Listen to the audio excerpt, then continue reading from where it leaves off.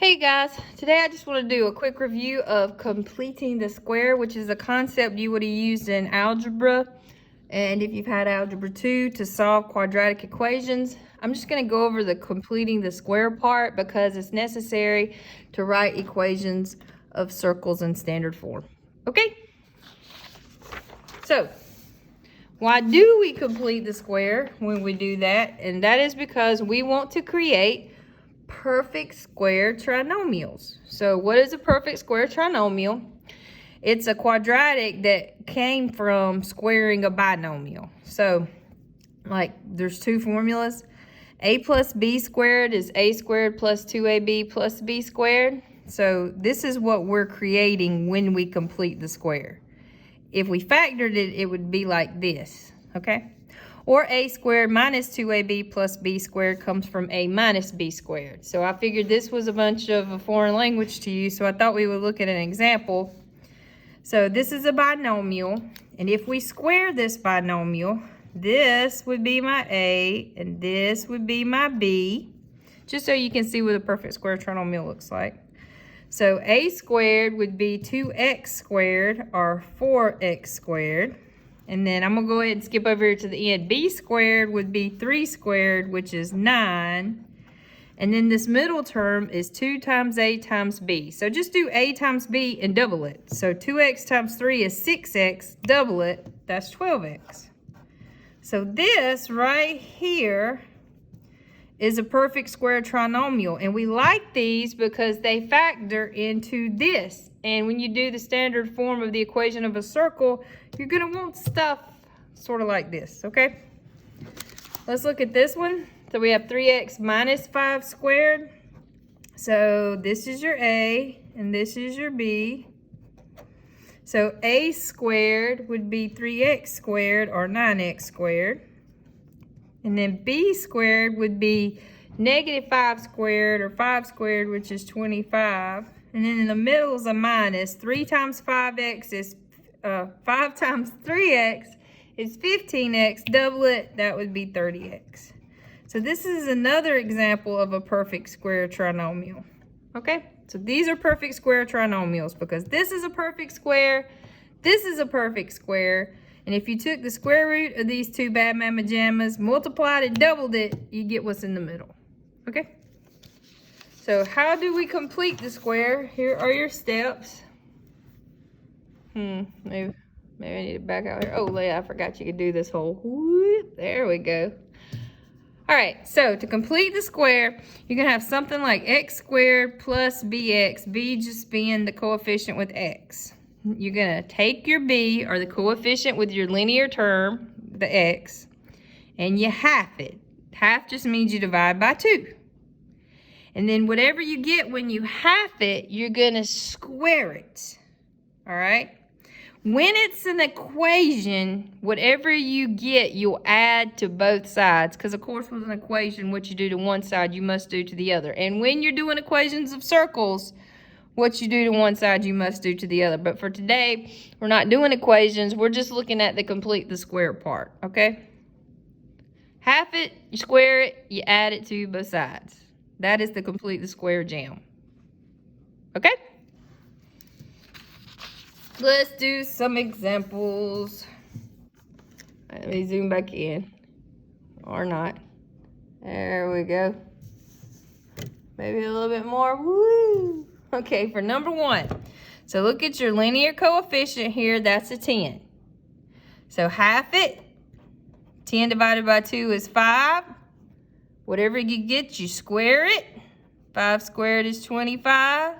And you add it to both sides. So this would be r squared plus 10r plus that c is going to be 25. This is a perfect square trinomial. And if I wanted to factor it, you know, all I would have to do would be the square root of this, the square root of this, and it is a plus.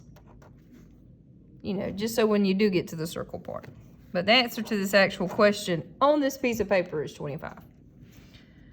All right, let's look at the next one. Y'all got that one? Whoop.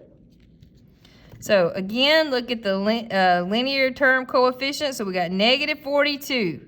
And y'all, we're not going to worry about the sign. Here's why. Because we're squaring it. And what happens when you square a positive? It's positive. What happens when you square a negative? It's positive. So it's going to be positive. So half of 42 is 21. And then you got to square it.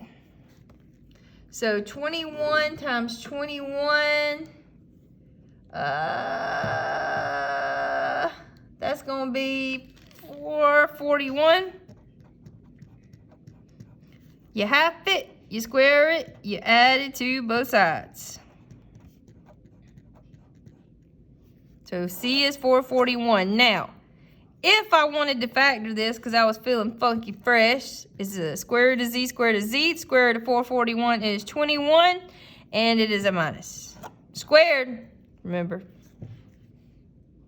That's just bonus material. All right, let's look at another one. So what number are we going to look at for number 3? We will focus on the 8.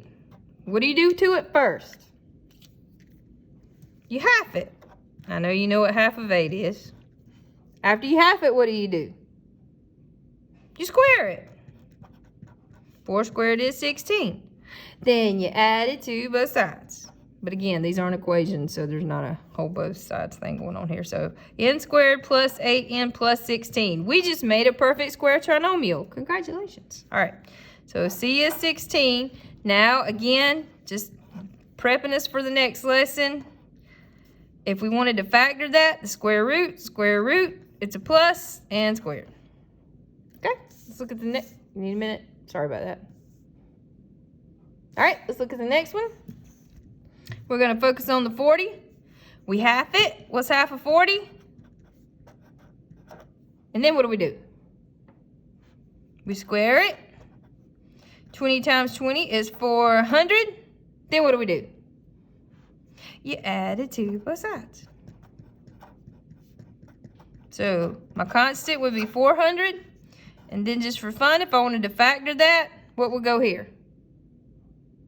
Sure, x. What about here? 20. Which sign? And don't forget the square. All right. Let's look at number 5. We're going to look at the 28. What do we do first? You half it. Then what? You square it.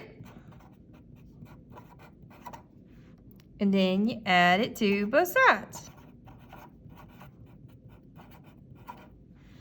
All right, so my constant would be 196.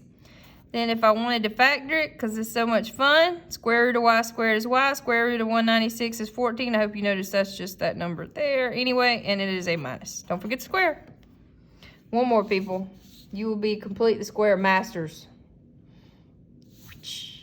All right, you should totally pause and do this one by yourself and then come back.